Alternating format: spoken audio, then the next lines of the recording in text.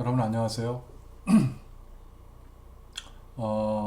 현재 지금 우리 학생 여러분들도 코로나19 사태를 맞이해서 상당히 힘든 시간들 보내고 계시리라 생각합니다.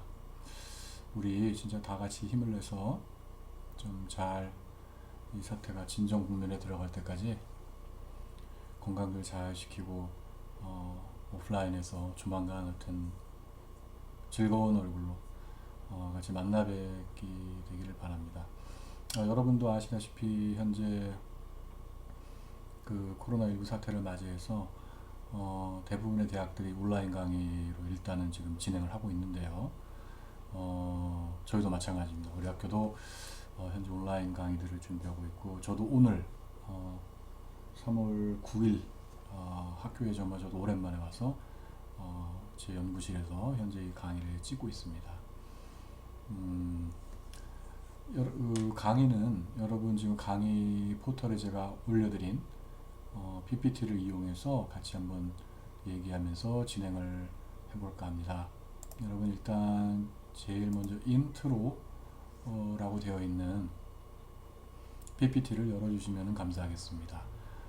그리고 현재 제가 지금 학교에서 이 동영상을 찍고 있는 관계로 간혹가다 그 비행기가 지나간다든가 옆에 가끔 이상한 소리를 내면서 지나가는 행인이 있다거나 학교 안에 하는 경우 소음이 들릴 수가 있으니 좀 양해를 부탁드리도록 하겠습니다. 첫 번째는 현재 이 계량경제학이라는 과목을 여러분께 약간 소개를 해드리는 그러한 시간으로 설정을 하였습니다. 일부는 이제 저의 이름을 아실 테고 일부는 이제 모르실 테니까 저의 이름은 이용우 교수입니다. 요 옆에 조그만 아이콘 있지 않습니까? 요거를 눌러보시면은요.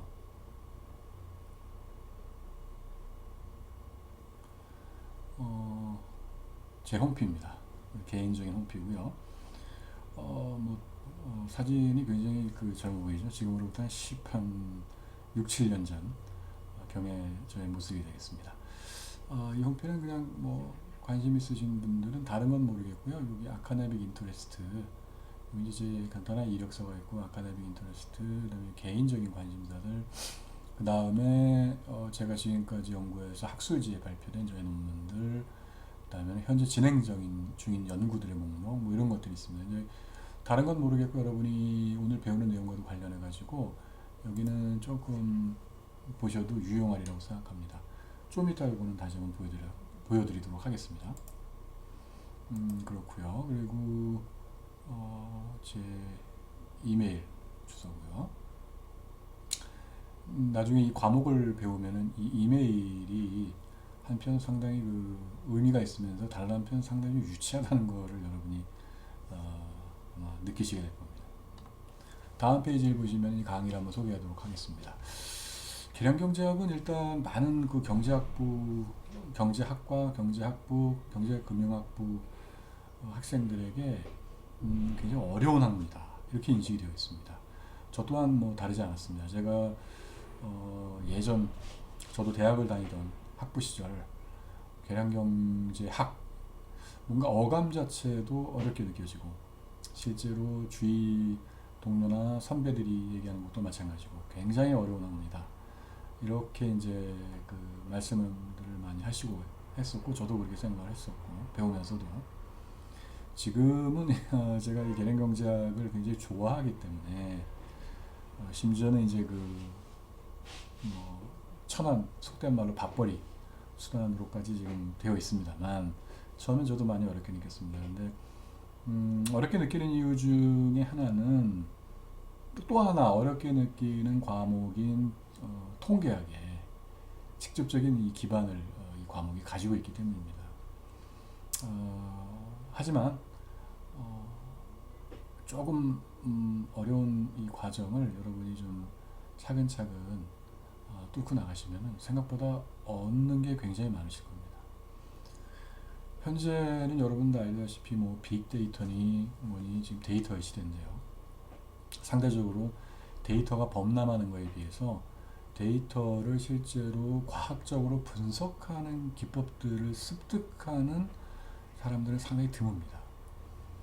그러하기 때문에 데이터를 조작하거나 데이터의 분석에서 거짓된 정보를 추출하거나 하는 경우에도 그것이 검증되지 않고 뿌려질 수 있는 그 이유가 바로 거기에 있습니다. 공부라는 게 항상 다 그러하듯이 어려움이 없이는 얻는 게 거의 없습니다. 우리가 no pain, no gain이라는 어떤 영어의 격언도 있고 우리나라에도 마찬가지 격언들이 있습니다. 조금 차근차근 여러분이 좀 뚫고 나가시면 의외로 나중에 실용적으로도 그렇고 배우시는 것들이 굉장히 많으리라 생각을 합니다.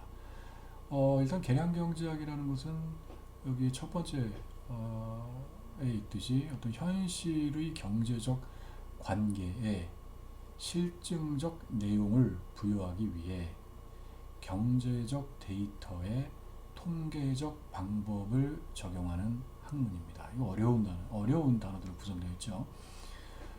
일단은 현실의 경제적 관계, 현실의 경제학 관계, 많은 경제적 관계들, 현실의 경제적 관계는 우리가 소위 말하는 경제 이론들이 우리를 안내하는 그러한 내용들입니다. 예를 들면 우리가 거시경제학 여러분이 이미 2학년 때, 지금 3학년이 이 과목을 듣는다는 전제 조건 하에 2학년 때 거시경제학을 들으신 분들은 이론적으로 투자가 증가하는 경우 경제 성장이 성장률이 증가한다 라는 걸 우리가 이제 배우게 되지요. 경제적 관계의 하나의 예입니다. 어떠한 두 개의 경제적 변수 간의 관계를 얘기하고 있지요. 그렇기 때문에 이 경제적 관계는 보통 우리가 얘기하는 이론 경제학, 이론 경제학이라고 말씀을 드리는 이유는 바로 뒤에 실증적이라는 단어와 매치를 시키기 위해서 그렇습니다. 이론 경제학이라 하면 보통 수학적 모형을 통해서 경제적 변수들 간의 관계를 기술하는 것이 바로 이론 경제학이 되겠습니다. 즉 예를 들면 Y는 어떠한 Y 산출물이죠. 그 다음에 I 아까의 예입니다. I 인베스트먼트 투자이죠. 이 두 경제적인 변수 간의 관계를 수학적인 함수적 형태로 규정하는 것이 이론 경제학이 되겠습니다. 계량 경제학은 그렇기 때문에 이 이론 경제학의 가이드, 안내를 받지만 이론 경제학과는 완전히 다릅니다. 왜냐하면 거기엔 실증적 내용이 들어가기 때문입니다. 실증적. 그렇죠? 그래서 보통 경제학을 여러 가지 구분법을 씁니다만은 하나의 분류 중에 하나가 이론 경제학과 실증 경제학의 분류이고요. 바로 계량 경제학은 실증 경제학의 기초가 되는 그러한 학문이 되겠습니다. 무슨 소리냐면 내용은 바로 또 그 뒤에 이어지고 있습니다. 경제적 데이터에 통계적 방법을 적용한다. 그렇죠? 어떠한 이론 경제학의 가이드를 받아서 경제적인 변수들 간의 관계를 우리는 어느 정도 추측을 하게 됩니다. 문제는 뭐냐면 이것이 현실에서도 그러한가? 이론적으로 보면 투자가 일어나게 되면은 산출물, 성장이 이루어지게 산출물 증대를 통해서 이루어지게 되어 있습니다만 과연 실제도 그러한가? 일단 그렇기 때문에 우리가 실제 현실에서 관찰된 경제적 데이터, 자료를 손에 일단 쥐고요. 여기에 우리가 배웠던 통계적 기법에 기반을 한 여러 가지 계량 경제학적 기법을 적용을 해서 이론이 얘기하는 바가 실제에서도 그런가를 검증하는 학문이 바로 계량 경제학이 되겠습니다. 그래서 좀 더 정확하게 말하면 계량 경제학은 적절한 추론 방식, 계량 경제 모형을 얘기합니다. 통해 최근의 이론과 관찰의 발전에 기반해서 실제의 경제적 현상을 양적인 측면에서 분석하는 경제학의 분야이다. 여전히 추상적인데 밑에 예를 보도록 하겠습니다. 거시경제학에서 굉장히 많이 예로 들죠.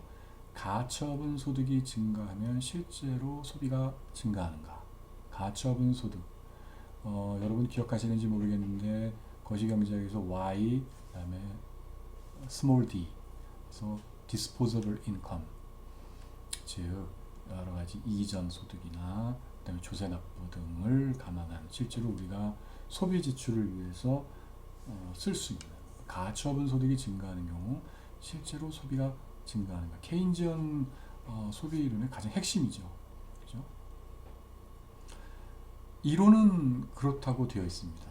여러분이 배웠다시피 C는 A 플러스 BYD 이걸 한번 써보겠습니다. 이제 익숙하지는 않습니다. 이 소비는 그죠? 소비는 일단 A 플러스 B 그다음에 Y D 여러분이 거시경제학에서 배운 거죠. 이것이 이제 가처분 소득이죠. 여기서 케인즈의 이론이 얘기했던 건 B가 0보다 크고 1보다 작다. 0과 1 사이. 이걸 뭐라고 불렀죠? 한계 소비 성향. 한계 소비 성향이라고 불렀습니다. 자, 이 이론 경제학에서는 이거를 얘기합니다. 이론이 우리에게 제시해주고 있어요. 자, 계량 경제학에서는 무엇을 하게 되느냐? 한 국가에 예를 들면 우리나라죠. 우리나라의 이 소비들을 예를 들면 분기별로 우리나라 전체 소비가 분기별로 쭉 기록이 되어 있습니다. 이따가 어디에 기록이 되어 있는지도 우리가 이제 보게 되겠습니다. 이런 데이터는 실제로 어디서 구하게 되는가를 다시 한번 우리가 말씀을 드리도록 하겠습니다. 구할 수가 있습니다. 일단 이거 전제 조건으로 삼고요. 분기별로 지난 한 수십 년간의 우리나라의 소비 지출, 전체 국민 계정에서의 소비 지출을 우리가 알고 있고요. 데이터를 갖고 있고요. YD, 가처분 소득도 있습니다. 그랬을 때 어떤 특정한 방법을 통해 가지고 우리가 B를 구체적으로 계산할 수가 있습니다. B라는 추상적인 형태로 이론 경제학에서 제시됐던 요 범위만 있는 여기에 대해서 우리가 실제로 숫자를 구할 수 있습니다. 숫자를. 그래서 예를 들어서 0.4라고 한번 해보시죠. B를 구했습니다. C와 Y에 대한 뭐요? Y에 대한 경제적 데이터에 기반을 해서 어떠한 통계적 방법, 적절한 추론 방식을 적용을 해서 실제로 B를 구했습니다. 0.4라고 B를 구했습니다. 자, 무슨 뜻입니까? 소득이 예를 들면 1원이 가처분 소득이 증가하면 사람들이 소비 지출 그중에 0.4원을 우리 국민들이 소비에다가 쓰게 된다 이런 얘기가 되겠습니다. 이론 경제학과 상당히 다르죠, 그렇죠? 이론 경제학은 실질적으로 B의 값이 얼마인지는 알 수가 없습니다. 범위를 알고 있는데 실제로 우리가 데이터를 가지고 실증 분석, 계량 경제학적 기법을 통해서 실증 분석을 하면 숫자를 구할 수가 있는 거죠. 저 0.4가 실제로 맞는 수인지는 우리가 이제 계량 경제학 맞는 수라는 건 무슨 의미입니까? 우리가 경제 통계 분석 2에서 배운 의미에서의 뭡니까? 가설 검정을 통해 저것이 실제로 0이 아닌 유의한 숫자인지까지 우리가 판정을 해야 되는 것이죠. 그거는 상당히 지금 단계에서는 뒤에 얘기이기 때문에 그때 가서 다시 한번 살펴보고요. 0.4라는 걸 구한다. 저게 이제 문제가 되는 경우는 0.01이 나온다거나 통계적으로 유의하더라도 0.01이 나오는 경우에 이건 상당히 지금 가처분 소득이 증가해봤자 사람들이 소득을 지금 소비를 전혀 지금 늘리지 않고 있는 그런 상황이 되는 거죠.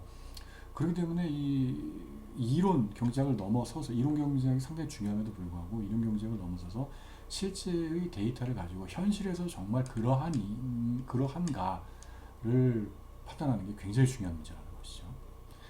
또 그 다음에 두 번째를 보시면 우리가 대학 교육을 받으면 이러한 교육에 대한 투자, 여러분 굉장히 지금 투자를 많이 하고 계시죠. 교육에 대한 투자를, 그죠? 일단 우리가 그 대학 교육을 위해서는 등록금도 받아요. 등록금도 내야 하고, 등록 물론 실제 이제 이제 납부액은 이제 여러 가지 뭐 자금 제하고 하는 것이 되겠습니다만, 어쨌든 어떤 양의 특정 금액에 지금 등록금이 지출이 되고 있고, 그것뿐만이 아니죠. 여러분이 지금 학교 근처에 거주하고 계시지 않은 분들 같은 경우에는 좀 거주비가 또 따로 들어야 되고, 그 다음에 이제 그 외에 또 거주비 아니더라도 부모님 집에서 다니고 하더라도 교통비 들죠. 그 다음에 여러 가지 잡비가 있습니다. 예를 들면 뭐 문방구료라든가 교재비라든가 여러 가지가 있죠. 그 다음에 또 식사를 해야 되는 어떤 학교에 나와서 밥을 먹어야 되는 상황도 있을 것이고, 굉장히 그 많은 지금 그 지출, 일종의 그러니까 이 학위라는 최종 목적물을 따기 위한 투자들이 엄청나게 이루어지고 있는데요. 그랬을 때 이런 투자를 도대체 왜 하는가? 그것에 최소한 다른 건 넘어서서 최소한의 어떤 경제적인 레셔널, 어떤 거기에 대한 정당한 근거, 합당성이 있으려면은 고등학교를 졸업한 사람에 비해서 대학을 졸업한 사람이 미래에 임금 수준이 높아야 된다는 것이죠. 그러지 않는다면 이 대학 교육을 받는다는 것은 경제적으로 굉장히 비합리적인 행위가 되는 겁니다. 비합리적인 행위가 되는 겁니다. 이게 너무나 당연하게 지금 많은 사람들은 생각을 하고 있는데, 실질적으로 지금도 많이 연구가 이루어지고 있습니다. 이 대학 교육을 통해 여러분이 여기서 이제 그 미래의 임금 수준이라고 했습니다만, 이것이 하나의 이제 플로우, 계속적인 흐름이라고 보셔야 돼요. 여러분이 투자론에서 이제 그 현재 가치 계산하듯이, 이게 대학 어떤 지금 고등학교만 졸업하신 분들은 여러분보다 최소한 4년을 더 먼저 벌기 시작하시거든요. 그러면서 계속 은퇴할 때까지 버는 소득과, 그다음에 여러분은 이런 분들보다 이제 남학생들 같은 경우 군대까지 갔다 오고 어쩌고 저쩌고 6년 뒤에나 돈을 벌기 시작하는데, 그때 버는 소득의 은퇴할 때까지 흐름이 현재 가치로 환산을 해봤을 때 과연 더 클 것인가? 이게 이제 대학 교육을 받느냐 마느냐 하는 관건의 어떤 그 결정점이 되는 것이죠. 1960년대부터 벌써 미국에서의 노동경제학은 이것에 많은 시간과 많은 연구자들의 시간과 그 다음에 연구력과 이런 것들이 투입이 됐어요. 지금까지도 이루어지고 있습니다. 도대체 얼마만큼의 차이가 나느냐? 이따가 기회가 있을지 모르겠습니다만 우리나라의 데이터를 통해서 한번 잠깐이라도 한번 볼 수 있는 시간을 가지도록 할게요. 그래서 실제로 그러한가? 잠깐 이걸 다 지운 다음에 다시 한번 말씀드리도록 하겠습니다.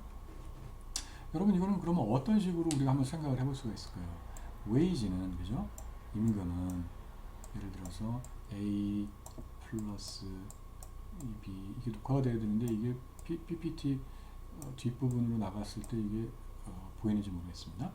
임금은, 그죠? 임금은 요거 education, 이제 대문자 education이라는 변수, 우리가 이거는 나중에 보여드리겠지만 이 데이터에 의해서 다 관찰 가능한 숫자들입니다. 예를 들면 우리가 구분하기 나름인데요.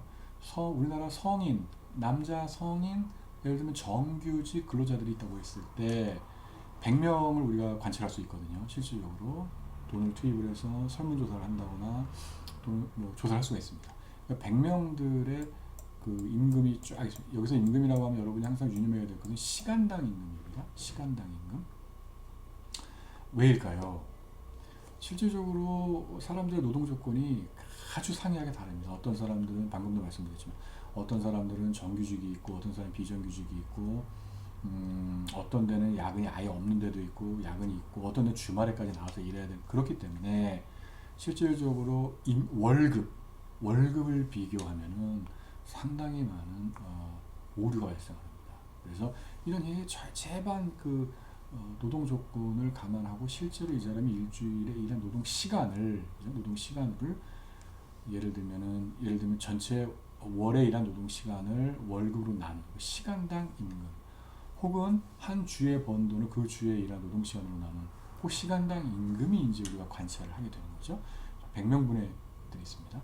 여기 이제 그 100명이 예를 들면은 여러분 그 고등학교까지 나왔으면 몇 년인가요? 12년이죠.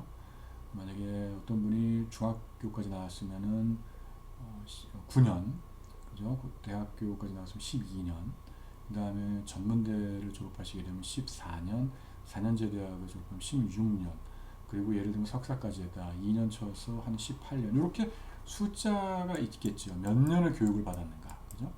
이걸 이용해서 아까 똑같죠? 논리가 이거를 구할 수가 있습니다. 근데 여러분, 이거는 최소한 이렇게 돼야 되겠죠. 이론적인 가이드는 이렇습니다. 최소한 이렇습니다. 0이 될 수 있습니다. 실질적으로 고등학교만 나와서 일할 때와 대학교까지 나와서 일했을 때 만약에 4년제 대학의 가치가 굉장히 하락해 있다면 0이 될 수 있는 가능성도 있죠.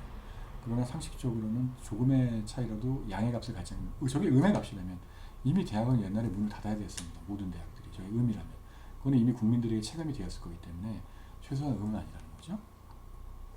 그래서 B를 구할 수가 있는데 여기서의 관건은 이제 B의 크기가 얼마냐. 왜냐하면 여기는 이 어퍼 바운드 위쪽으로의 한계는 없기 때문에 이게 어디까지 어느 정도의 차이를 일으킬까 이게 상당히 초미의 관심사거든요.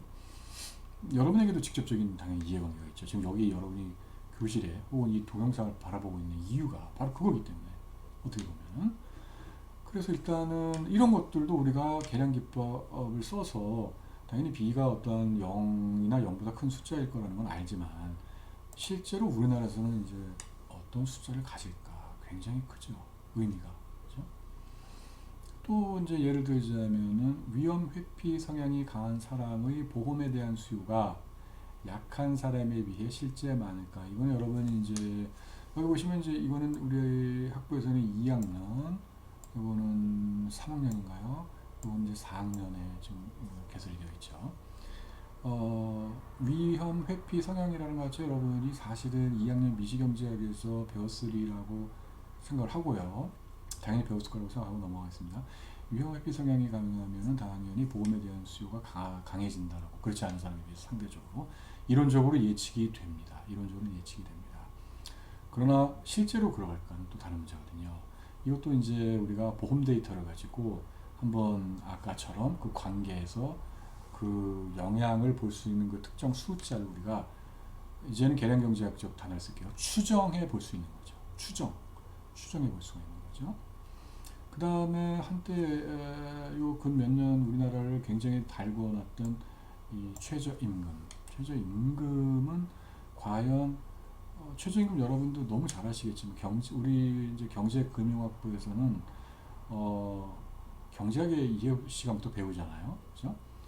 교과서가 얘기하는 것은 완전경쟁 시장에서 완전경쟁 노동시장에서 최저임금이 올라가면 고용은 감소하게 되어 있습니다. 그건 우리가 1학년 때부터 배우는 거거든요. 그죠? 학부에서. 그러나 우리가 항상 조심해야 되듯이 제가 아까 뭐라고 말씀드렸죠? 완전경쟁 노동시장에서는 완전경쟁 노동시장이 아닌 경우에는 그렇지 않을 수도 있거든요. 근데 최저임금을 높이면 실제 고용에 부정적인 영향을 미치는가. 그렇기 때문에 실제로는 이게 우리가 일률적으로 말하기가 힘듭니다. 최저임금을 교과서에서 그렇게 이론적인 가이드에서 완전경쟁 시장이라면은 실질적으로 그 최저임금이 높아지면 고용은 감소하게 된다. 이렇게 배우지만 실제 경제는 그러한 가정들을 대부분에게 충족을 시키지 못하거나 괜히 약한 형태로 충족을 시킨다거나 이러하기 때문에 실제로는 어떤지 모릅니다. 실제로는. 이것도 그렇기 때문에 최저임금에 대한 데이터들, 우리 데이터에 최저임금과 문제는 이제 최저임금의 적용을 받지 않는 사람과 받는 사람으로 구분이 가능하고 최저임금을 받는 사람들 중에서 최저임금을 통해서 실업 상태로 떨어지는 사람들이 실제로 어느 정도로 존재하는가를 파악할 수가 있어요. 여기 이 마지막 문제는 요 세 문제보다는 분석이 약간 더 복잡합니다. 그러나 기본적인 논자는 똑같고요. 그 계량경제학이라는 건 무엇이다? 이론경제학이 가이드해주는 경제적인 어떤 관계나 경제 변수들 간의 이 관계 그리고 경제 현실에 대해서 실제 우리가 관찰 가능한 데이터를 혹은 수집하여 그걸 가지고 계량경제학적 기법 좀 이따 언급을 하겠습니다만 을 통해서 과연 그러한가 아닌가를 통계 혹은 확률적으로 판단하는 과정이다. 이렇게 생각을 하시면 되겠습니다. 아직까지는 약간 추상적이겠지만은 좀 논의를 진전시키려다 보면은 조금 더 구체적으로 갈 수 있을 거라고 보고요. 다음 페이지로 넘어가도록 하겠습니다. 그러한 그 계량경제학을 배우기 위해서 일단 목표는 이 본 과목에서는 이제 경제통계학과 계량경제학에 대한 학생들의 이해를 높이고 그것의 실제 적용에 대해서 이해하도록 합니다. 두 번째, 여러분들이 최소 자승 추정법의 기본적인 구조를 이해하고 그것의 장점과 약점을 이해하도록 합니다. 이 단어는요, 여러분, 이번 학기 내내 우리가 배우는 거기 때문에 이 기법이 유심히 보셔야 됩니다. 이 단어를. 이 ordinary라는 게 이제 평범한, 보통의. 그래서 여기 사실은 생략됐습니다만은 통상, 예, 통상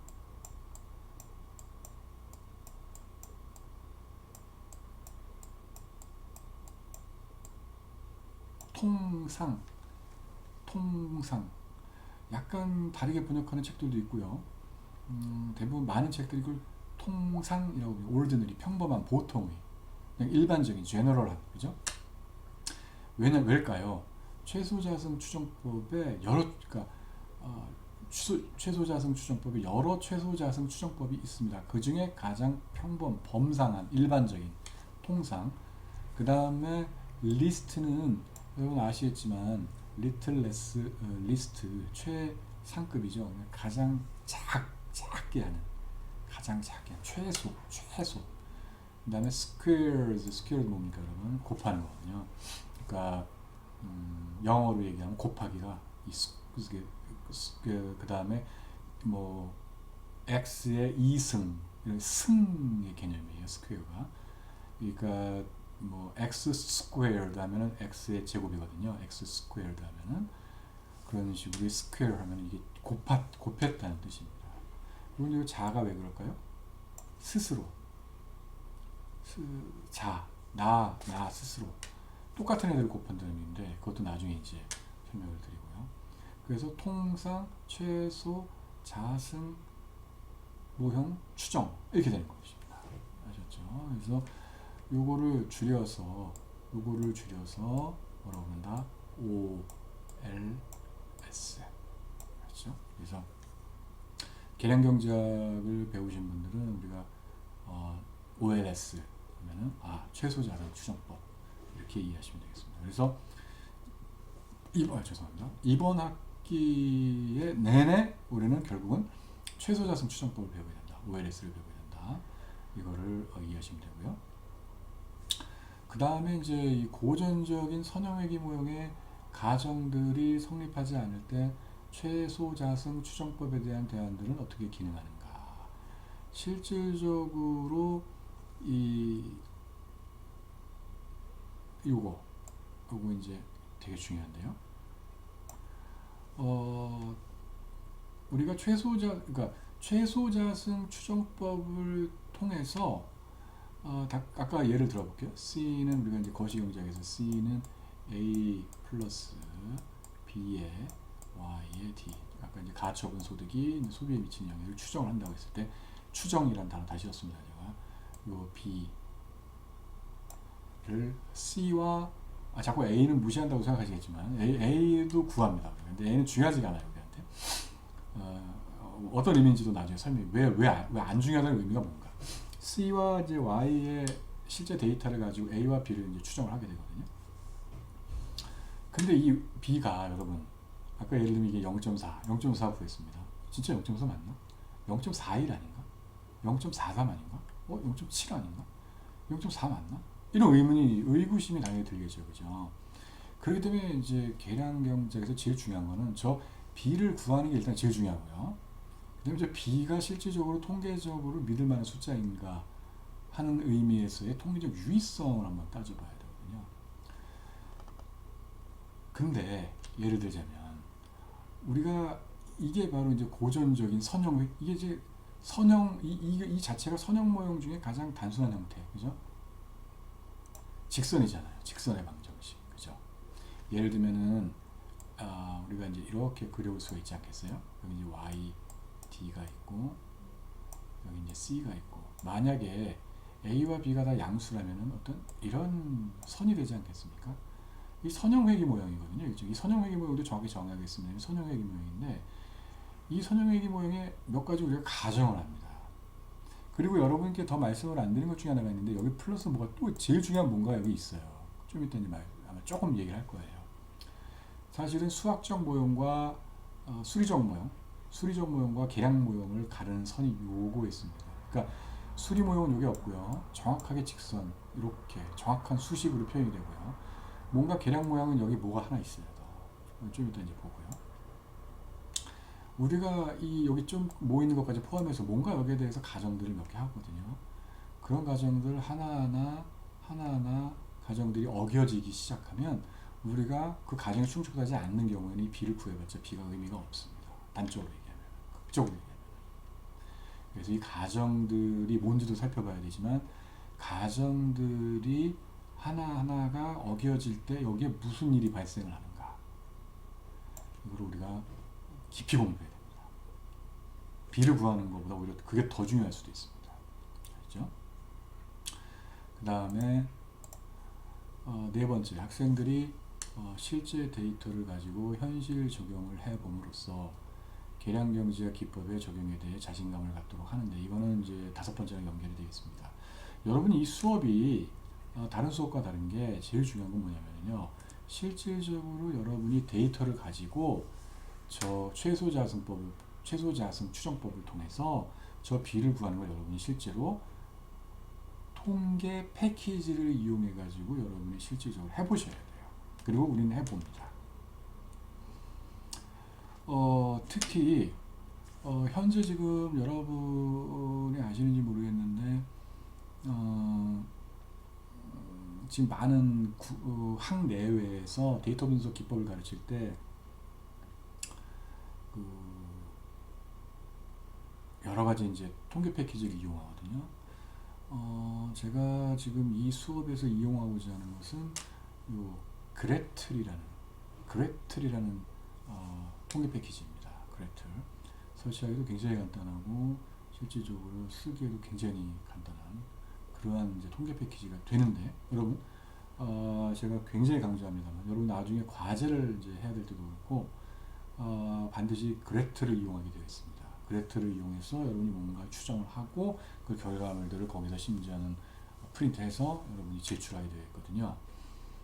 그렇기 때문에 이번 학기에 여러분 반드시 PC나 이런 데에 여기 이제 프리 소프트웨어라고 되어 있죠. 무슨 소리냐면 이제 무료라는 얘기입니다.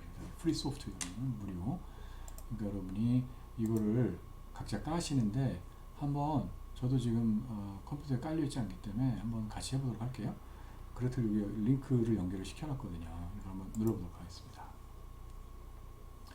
여기 보면 이제 그래틀의 아이콘인데요. 그래틀이 바탕화면에 깔릴 때도 마찬가지인데 이러한 아이콘이 깔려요. 어떤 소녀 맞죠? 소녀가 이제 뭔가를 기도하고 있는 듯한. 여기 화면에서 보시면은 쭉 내리면은요, 여기 이제 다운로드에 The Current Source Package라는 요게 있습니다. 아까 제가 한번 눌러봤었거든요. 한번 눌러볼게요. 누릅니다.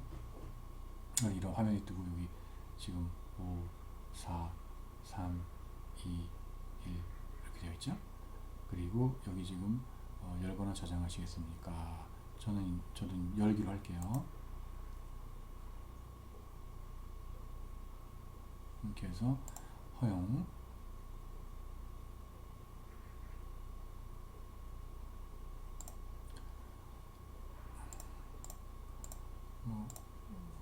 디폴트 되어 있는 걸 한번 해볼까요?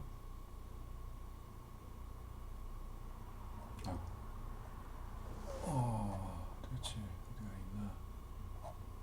저장을 해야 되겠습니다. 지금 10으로 바뀌어가지고 좀 잠시만요.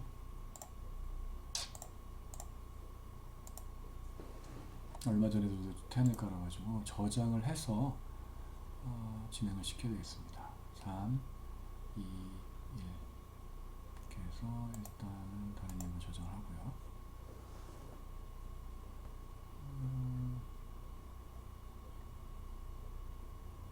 이거 저장을 할까요? 그냥 경제에다가 저장을 해야 되겠습니다.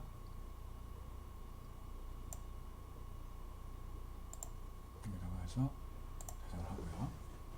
그 다음에 한번 실행을 한번 해보도록 하겠습니다.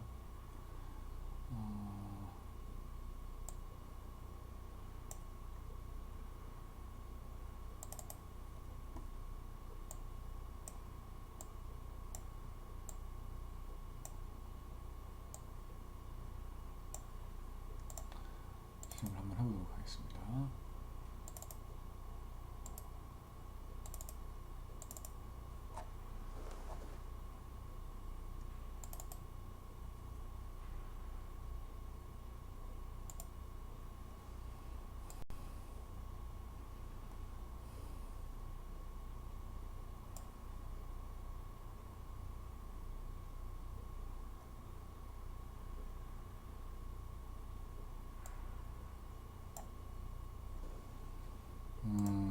이상하네요.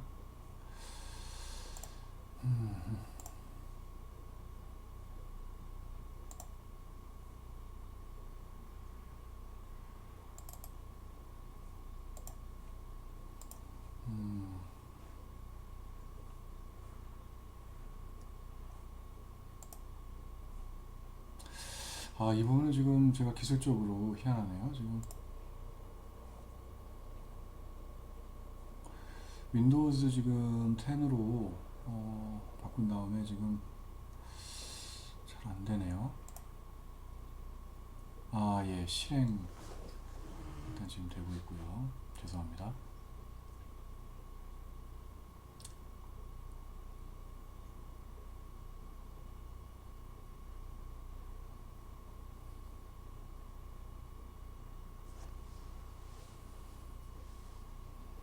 이 부분은 조금 앞당겨서 보시면 될 것 같습니다.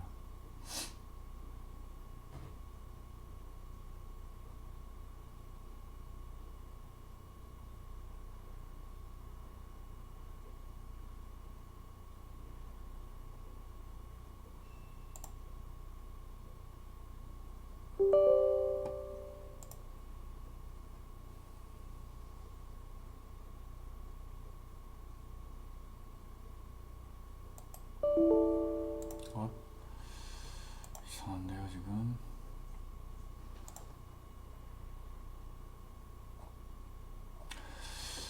이거는 지금 현재는 아직은 직접적으로 필요하지 않기 때문에 이거는 좀 수업 시간에 나중에 좀 다시 다루도록 하는 걸로 하고요. 죄송합니다. 그래서 그래트를 일단 이번 학기에 다룰 수 있어야 되겠다. 그래트를 그걸 좀 당부를 드리고 싶고요. 그 다음에 이제 그 강의 교재인데요. 강의 교재. 일단 PPT를 위주로 하되 교재는 여기 이제 색으로 표시한 이 책을 중점적으로 지금 다룰 생각입니다.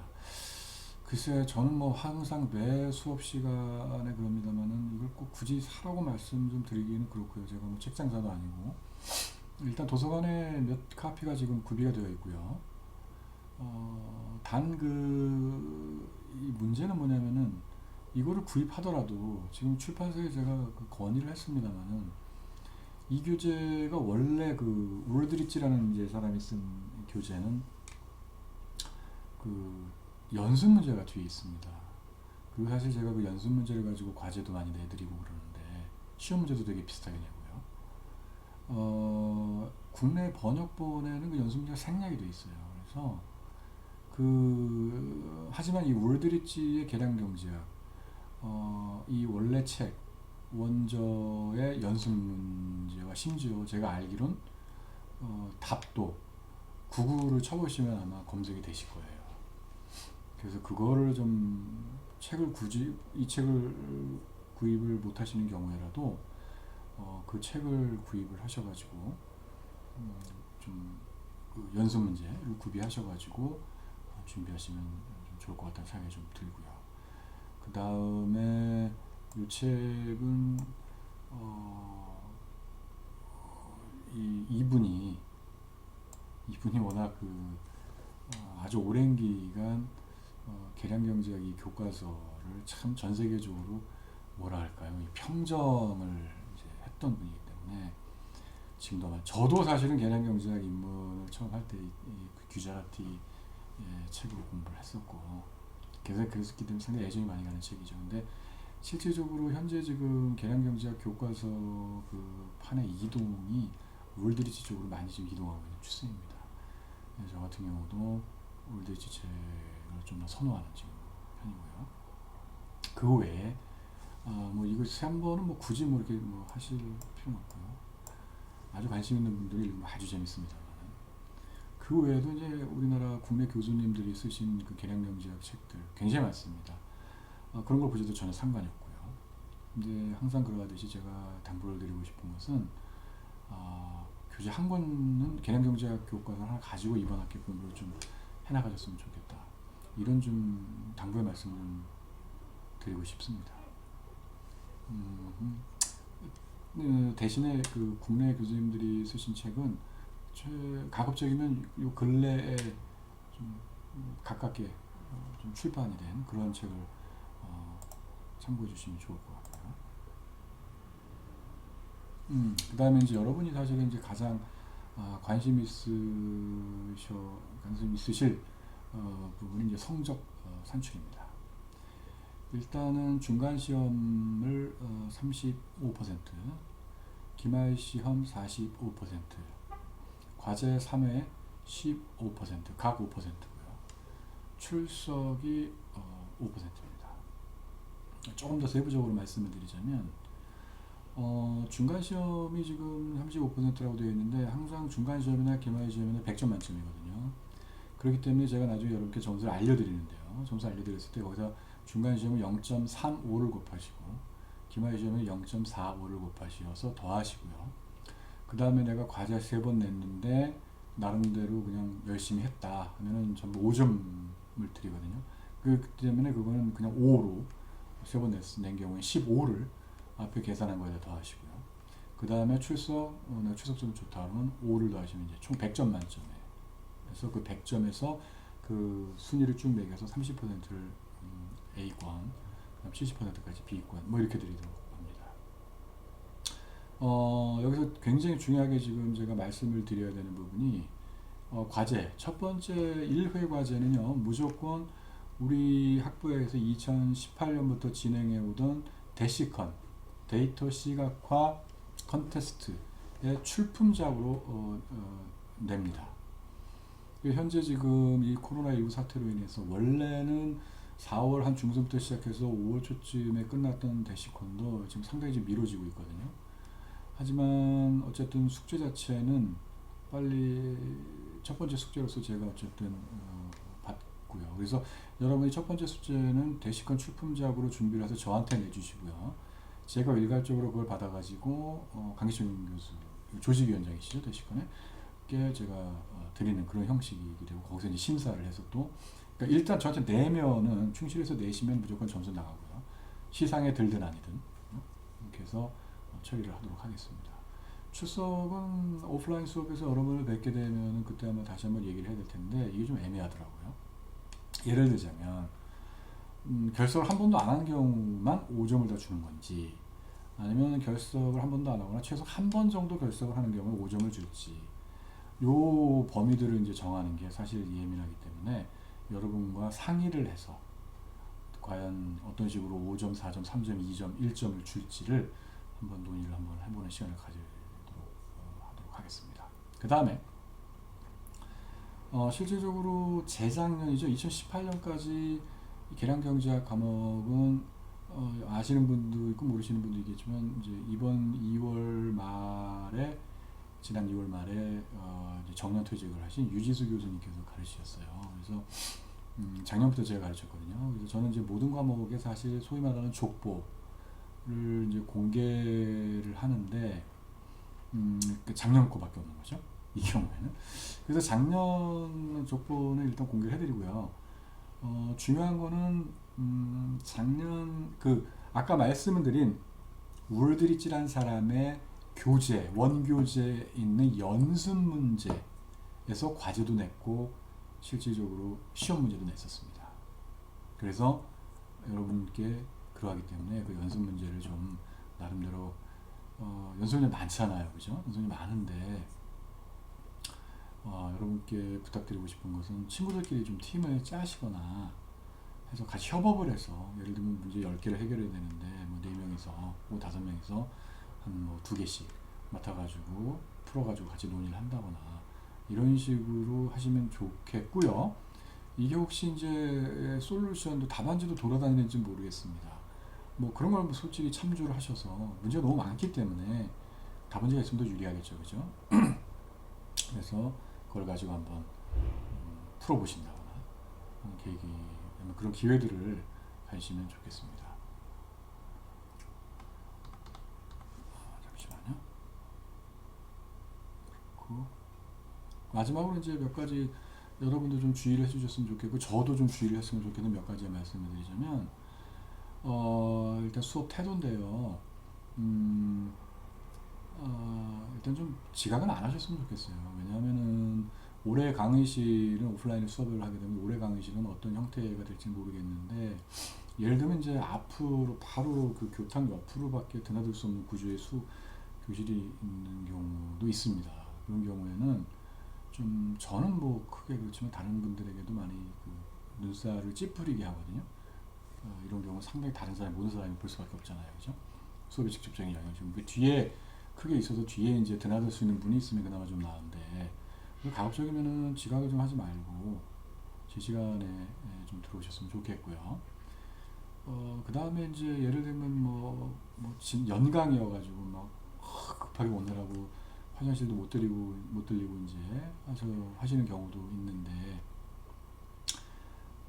그런 경우 이제 어쩔 수 없이 이제 가야 되는 경우가 발생하잖아요. 그런 경우도 좀 나갈 때라도 그냥 좀 조용히 남에게 피해를 안 주도록 하시는 게 좀 필요하실 것 같고 그 다음에 불필요한 소음 같은 경우 내지 않으셨으면 좋겠고 네 번째는 뭐야 저게 라고 생각하실 수도 있겠지만 수업을 하는 사람의 입장에서는 이렇게 모든 분들이 다 보이거든요. 근데 수업을 열심히 이제 하고 저 나름대로 입장에서 열심히 하고 있는데 막 이렇게 그러고 있는 걸 보면 그렇게 유쾌하진 않아요. 그래서 그런 거는 얼마든지 휴식 시간이나 이럴 때 하실 수가 있는 행위들이기 때문에 그런 거는 여러분들도 좀 고려를 하셔가지고 하시면 좋을 것 같고요. 두 번째는 이제 교재 문제 아까도 말씀드렸지만은 꼭 교재라고 되어 있는 것을 구별 안 하셔도 된다. 여러분이 보셨는지 모르겠지만 중앙도서관에 계량경제학 책들이 어마어마하게 많습니다. 그냥 그 중에 한 권 정도 선택하셔가지고 봐도 큰 지장은 없습니다. 나가는 진도에 따른 그 대목을 같이 그 책으로 공부하시면은 훨씬 이해도 빠르시고 좋을 거예요. 그 다음에 이제 이 과목에 이제 4학년들이 계시잖아요. 그죠? 4학년 같은 경우 이번에 만약에 여름 졸업자들 같은 경우에 이번에 취업이 되는 경우도 있거든요. 항상 있습니다. 그런 경우들이. 이런 분들은 이제 취업이 되시잖아요. 그러면은 이제 참가를 못하게 됩니다. 연수도 받아야 되고 바로 요즘에 들어가야 되기 때문에 그렇기 때문에 이제 관련 서류를 저한테 제출 예를 들면 취업 합격증이라든가 이런 것들을 제출을 곧바로 하셔야 돼요. 학기가 끝난 다음에 하시면 곤란합니다. 되자마자 바쁘시겠지만 저한테도 저뿐만 아니라 모든 관련 과목의 교수님들께 그런 조치를 취하셔야 돼요. 하고 디학점을 부여하겠습니다. 왜냐하면 수업 안 들으니까, 그죠? 근데 높은 학점을 부여할 수는 없고 디학점을 이제 부여를 하고 대신에 시험은 봐야 돼요. 시험 봐야 되고 회사들도 시험 보러 가는 거는 다 인정을 해주는 걸로 제가 알고 있기 때문에 시험 당연히 봐야 됩니다. 시험 안 보면 F학점 준다라고 이 지금 영상은 지금 증거까지 났기 때문에 분명히 말씀 드린 거죠. 그 다음에 저의 문제입니다. 항상 수업 평가에 나오는데 강의자 평가에 이 말이 좀 빠르다. 지금 동영상에서도 말이 빠른지 모르겠습니다. 빠를 거라고 생각이 드는데 말이 빠르다. 주의를 좀 많이 의식을 하면서 하겠습니다면은 여러분이 제가 좀 말이 좀 빨라지는 경우에는 좀 지적을 해주세요. 그러면 뭐 전혀 저한테 뭐 기분 나쁜 행위가 아니기 때문에 교수님 좀 말이 좀 빠릅니다. 라든가 이렇게 좀 그냥 직접적으로 말씀해 주셔도 괜찮아요. 그런 부분은. 그 다음에 이제 판서 글씨가 어떤 때는 너무 마음이 급하다 보니까 깨끗하지가 못해가지고 보시기에 불편한 경우도 있는 것 같아요. 그래서 그것도 좀 유념하고 있겠습니다. 제 입장에서도. 그 다음에 쓰진 않았습니다만은 뭐 이 정도로 하겠습니다. 일단 여러분 몇 가지가 더 있을 수가 있습니다만. 그 다음에 일단 다섯 번째는 저의 원칙인데요. 저는 항상 전부 플러스를 답니다.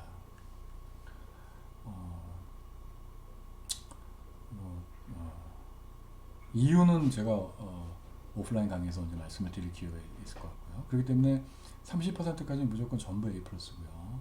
70%까지, 그 외에 10%까지는 무조건 B 플러스입니다. 그 다음에 C, 그 다음에 좀 D도 줘요. 극소수지만 아주 너무 좀 안 되겠다 싶은 경우에는 소수지만 하여튼 D도 D학점을 부여합니다. 네, 그렇게 해서 일단 계량경제학 강의 소개 시간은 이걸로 마치고요. 아까 그래틀 다운로드해서 설치하는 그 부분은 제가 좀 다시 확인을 하고 좀 당황스럽네요. 여러분께 알려드리도록 하겠습니다. 그럼 첫 번째 동영상 이걸로 마치고 두 번째 본격적으로 여러분께 인사드리도록 하겠습니다. 감사합니다.